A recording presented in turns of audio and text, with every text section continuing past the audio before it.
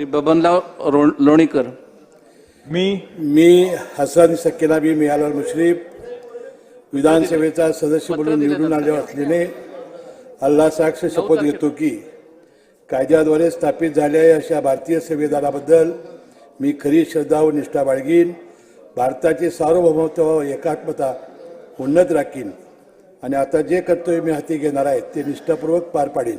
Jai Hind, Jai Maharashtra. Shri Bhaskar Jadhav, doctor Nitin Raut, Shri Babanrao Lonikar, doctor Sanjay Kute.